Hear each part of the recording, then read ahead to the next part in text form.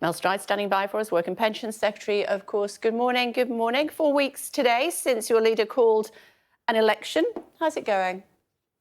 Well, it's undoubtedly tough, Kay, but we do have just around 2 weeks still to go. So I think, we're going to fight for every single vote. But we've had some very good news just now, of course, which is inflation now down to 2%, which is the Bank of England target, having got that down from over 11% last autumn. And I think that's a significant moment and demonstrates that along with growth and rising real wages, means that we can deliver on cutting taxes, which is what our party stands for on this election, as opposed to the Labour Party, who we're getting even more information, the Tribune paper that we've just learned about, making it very clear that they're going to be putting up taxes right across the piece, but haven't been straight with us and telling us which taxes they will be rising. Inflation's nothing to do with the government, is it? That's what you always tell us, especially when it went up to 11%. No, it is, because look, controlling inflation. Oh, it is. Okay. Well, it is. Yes, it is. Okay. Because it's firstly, absolutely the Bank of England that controls interest rates and monetary policy, and therefore presses down on inflation. But you have to have an accommodative fiscal policy, which is the preserve of government. So, for example, had we taken the easy option and given in to lots of above inflationary pay demands, for example, in the economy, that would have pushed up inflation. So we had to take the right choices, the tough choices, to make sure that we got inflation down. Yeah, when it was 11%, you guys were queuing up to tell me that it was nothing to do with you lot.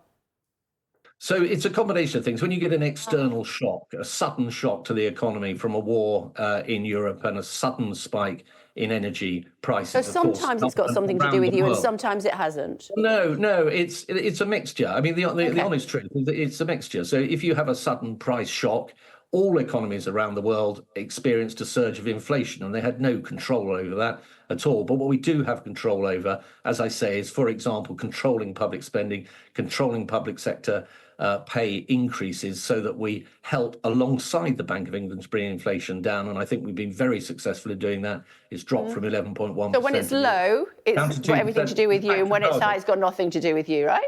No. I think I've explained that, Kay, which is that it's a mixture of factors that bear on inflation, but government definitely has a role, and particularly when you've had an external price shock, as we've had, has a key role in getting inflation down. Right. And I think we've done a very solid job, and we're back to target now.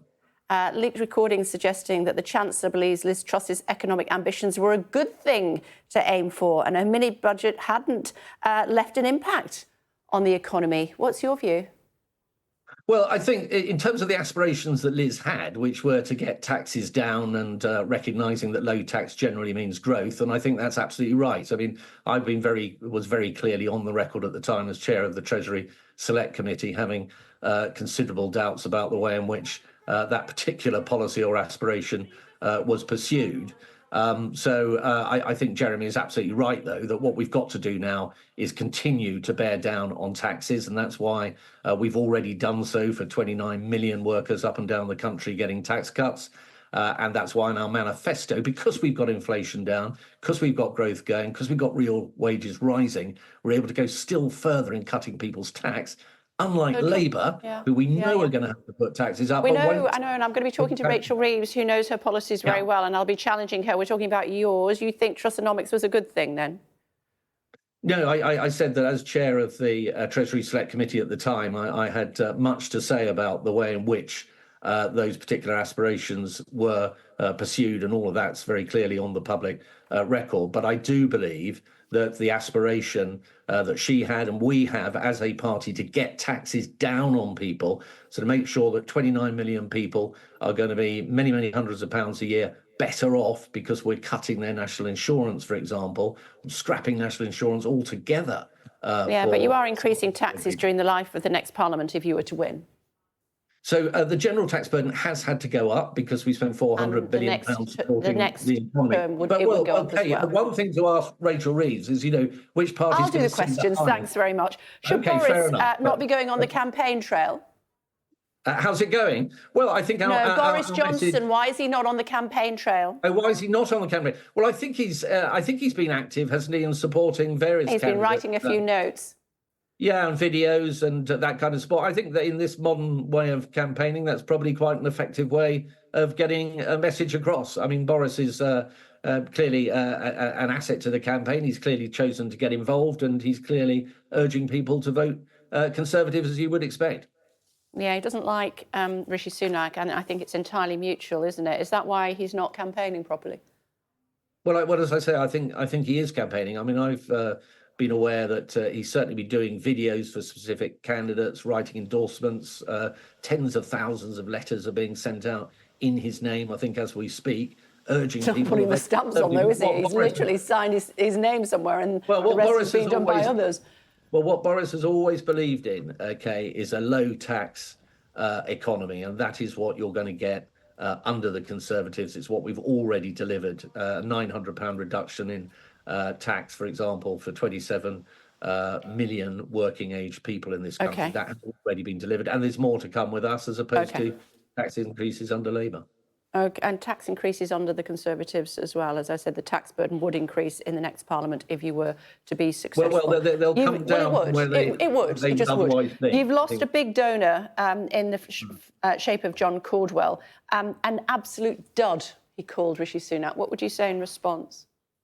Well, completely wrong. We've just been talking about inflation. The Prime Minister made it his number one priority to get inflation down, and he has delivered. That is there in black and white. 7 o'clock this morning, 2% inflation. That is bang on the Bank of England's target. That's the Chancellor, no? 11.